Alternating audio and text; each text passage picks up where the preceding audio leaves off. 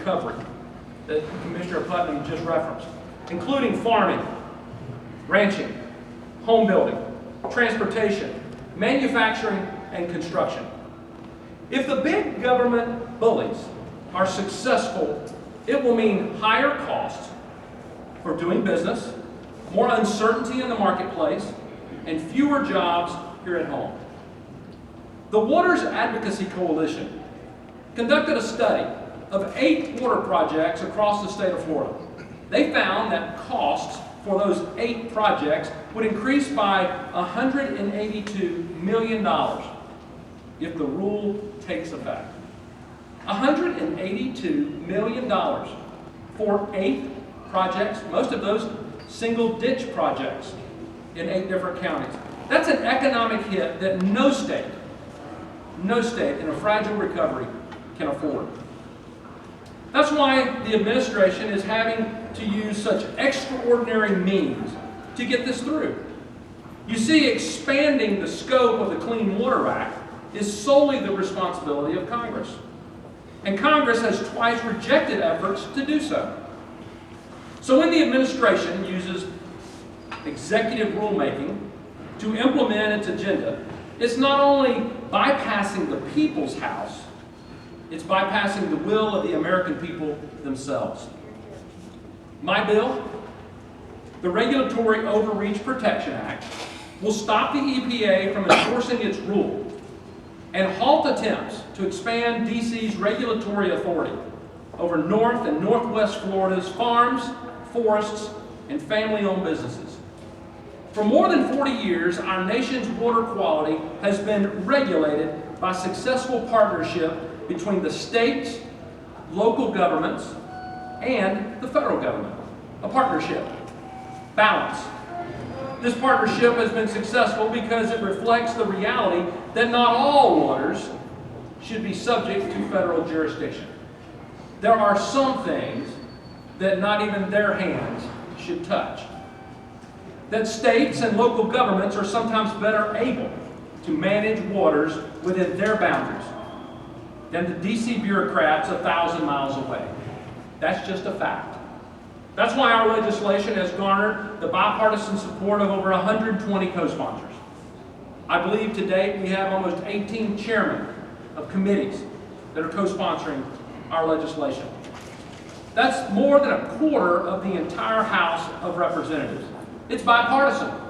We have the ranking member of the Transportation Committee as a co-sponsor of this bill, a Democrat. It's bipartisan, it's common sense, and it empowers states, not the federal government. That's a novel idea. Government governs best when it governs closest to the people. And 4 years ago, when we started our endeavors, that's what we set out to do. How often can you mark those 3 items down on a checklist coming out of Washington, D.C.? Bipartisan, common sense, and empowers the states. Those are 3 rules that I think all of Washington, D.C., and the politicians there and the bureaucrats there should follow. So, as we await Congress's return to session in September, I am confident our legislation will be passed by the House, as it has passed through the committee with strong bipartisan support. And that we will be another victory for Florida and another message sent to Washington, D.C. about D.C. doesn't always know what's best. Again, I want to thank all of you for being here today. I want to thank the media for being here today, the individual citizens of Florida being here today. But I also want to thank the associations that represent hundreds of thousands of hardworking men and women who are working today. Today is another day where they're working to make sure that their children, their families have what they need and make sure our economy keeps moving forward.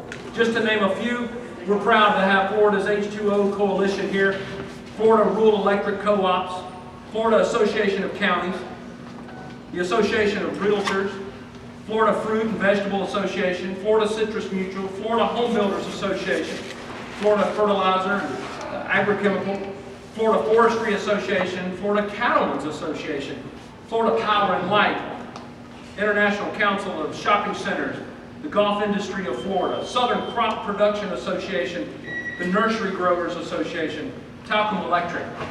And there are many, many, many more national associations that stand in support of this legislation.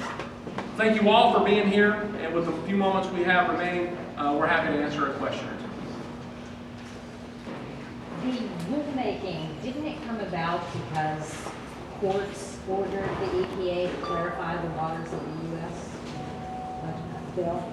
Well, the Congress, obviously the Congress has the ultimate authority, so Congress is weighing in, but you are correct that oftentimes there are elements outside of Congress that want to bypass the people and bypass the people's house by bringing frivolous lawsuits that will shut down economies. We saw that with the numeric nutrient criteria standards. And anytime, just as in that law, it doesn't apply here, but anytime one state has to meet a standard that the other 49 states, especially when you've got inflows coming from Alabama and Georgia, to me that seemed to be unfair. And I think the EPA and many of the DC agencies show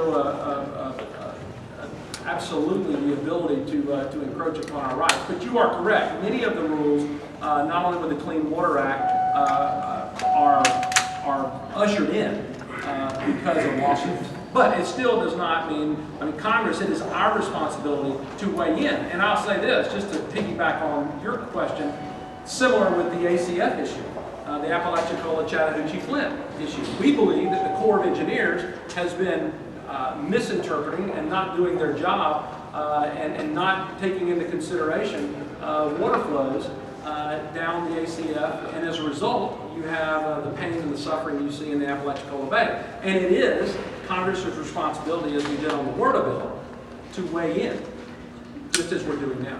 The main premise of your bill is that the state is actually a better overseer of land regulation than the feds. Given that U.S. Sugar and a lot of sugar industries are very big landowners, what makes you think that the state is better at overseeing what happens to their lands than the federal officials, given that you and Commissioner Adam Bunham have taken trips to King Ranch on the U.S. Sugar lease? How is the public supposed to think you guys can be objective, more objective than perhaps the federal officials? Well, first of all, my legislation does not say that, so I will correct you there. My legislation says that the partnership between the states and the local communities should continue with the Fed, and it should not be done away with. So your assertion, the very basis of your question, is incorrect. We believe that balance is critical, that the local citizens, the local representatives, the state representatives have a far better understanding of the issues than a federal bureaucracy 1,000 miles away. You mentioned regulatory certainty. Sorry? You mentioned regulatory certainty. Part of your bill includes a 180-day public comment period if you can't reach consensus between the administrator, the secretary, and the local officials.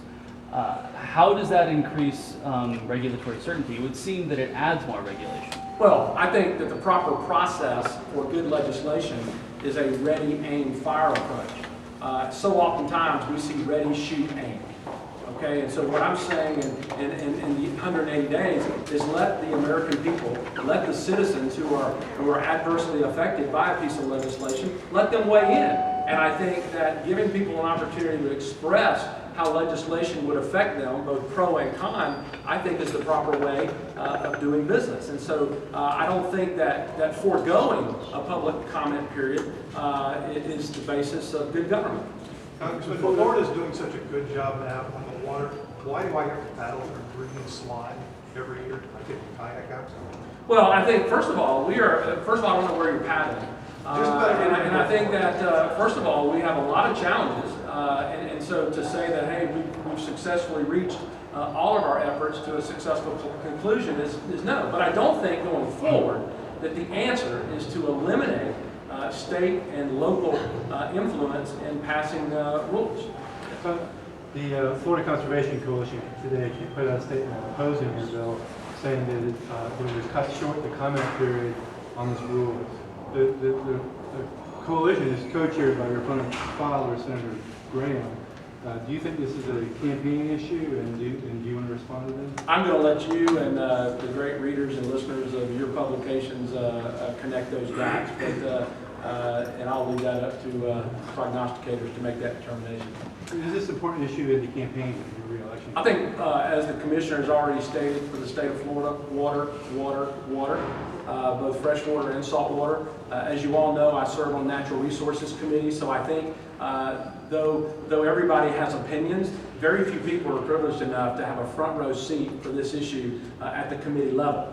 So we hear a lot of people and a lot of opinions, but yet to sit on Ancillary Affairs Committee, overseeing fisheries, overseeing water issues, as a member of the Natural Resources Committee, I think does give me an opportunity to question and to listen to testimony regarding these issues. So I think I'm in a pretty good spot to be able to weigh in. But I think there's going to be a lot of campaign issues going forward. But I think this is an issue that predates me, and it will post-date me after we get done. Thank you all for being here. We're going to finish up and shake some hands and speak to several of you individually. Again, I want to thank everyone behind me for their participation today. Thank you so much.